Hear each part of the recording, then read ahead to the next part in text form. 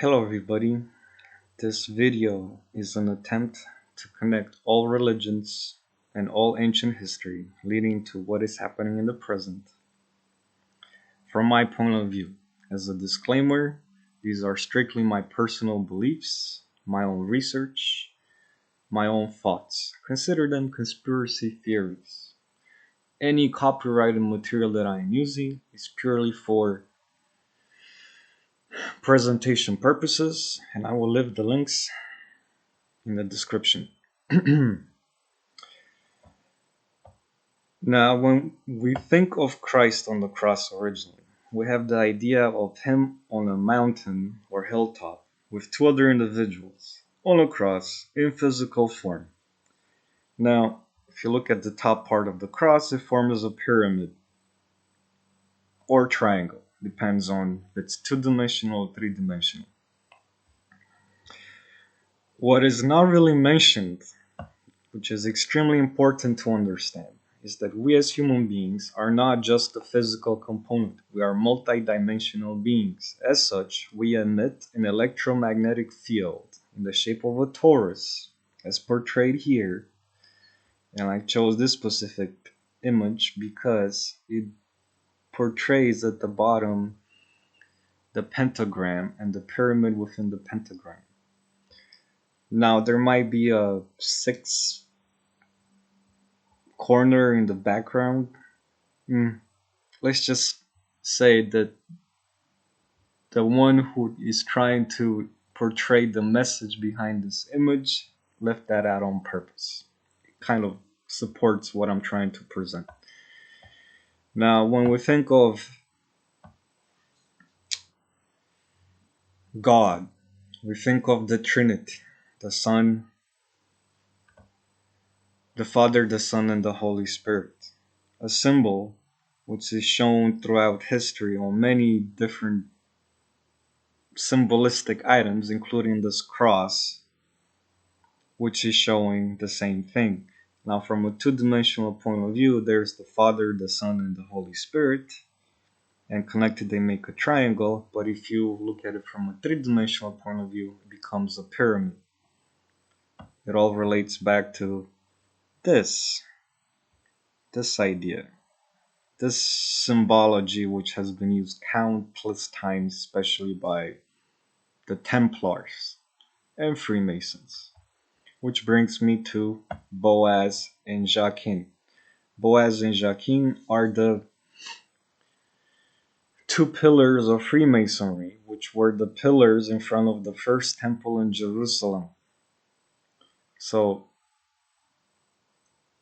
the one thing that you need to know right now is that they are made of either copper, brass, or bronze. These two pillars, in Freemasonry still, are holding up on one side, the left side, the sun, and on the right side, the moon. Note that they are of equal dimensions, but there's also 5 other luminary objects presented, which represent the original 5 planets. Now, if you look, if the Pater is emitting light this way, and the Mater is emitting light this way, those in the background, the 5 luminaries, are also emitting light this way. Together, they make the pyramid on top of the Kabbalistic tree of life. That's right here.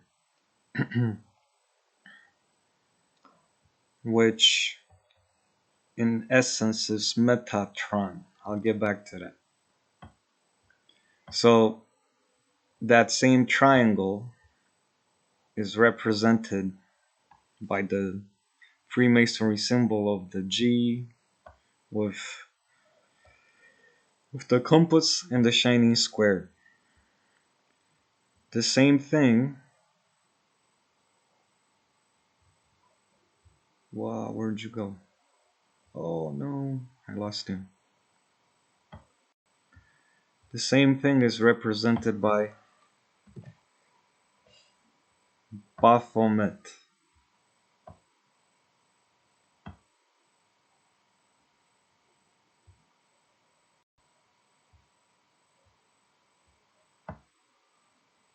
Now, traditional depiction of Baphomet has one hand pointing up towards the sun. It even says here Solve in Latin, and the moon, which is Coagula.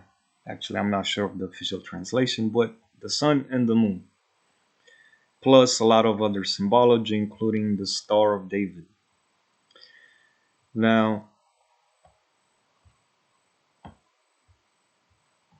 the sabbatical goat is also portrayed as this, the symbol of the devil, or 666, or the symbol of man, really.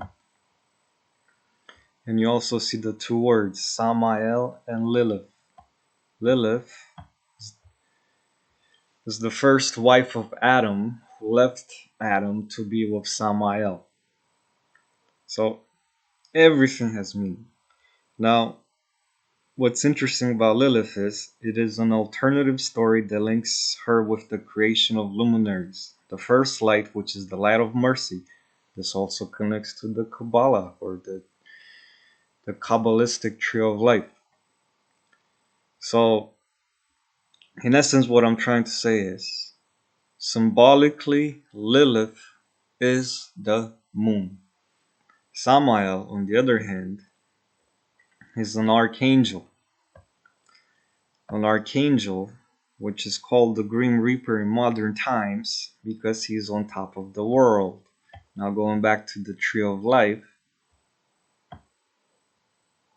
who's on top of the world? Metatron, or Pluto, or whatever you want to call him. I'll connect all the dots in the end. At the same time, Samael is an archangel, but in Gnostic cosmology, he is identified with the demiurge. Keep that in mind of the world. Keep that in mind as well. The creator of the material world.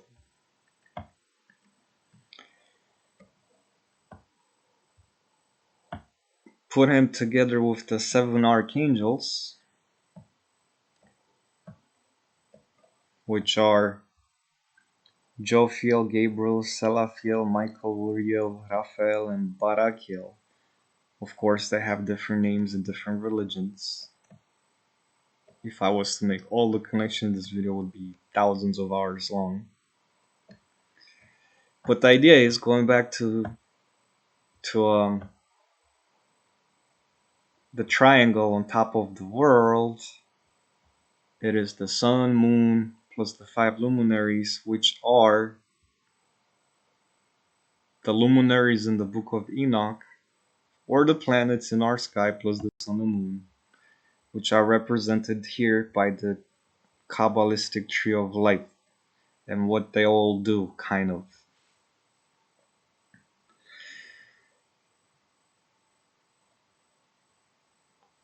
What I'm trying to say essentially is that this right here, plus this right here, plus this right here, plus this right here, plus this right here, it's all the same thing.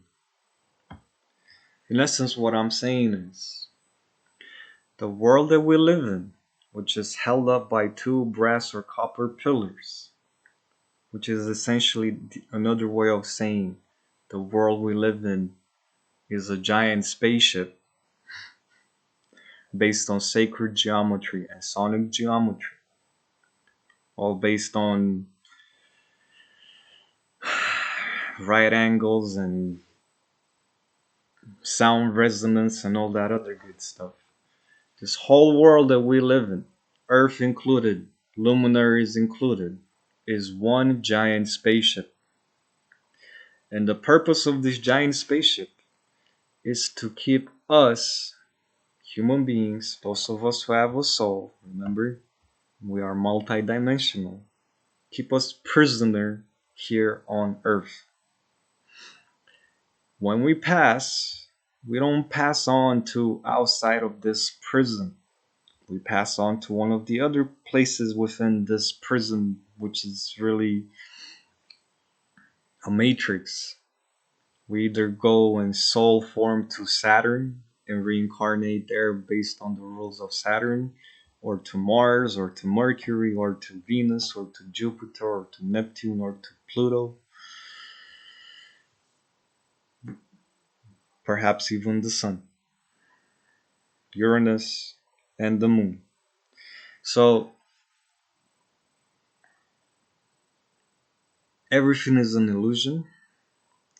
Earth, as we know it, is a giant farm, just like if you would have sheep or cows or pigs or whatever, free range chickens. This is our farm, this is our prison, and we are the product being farmed.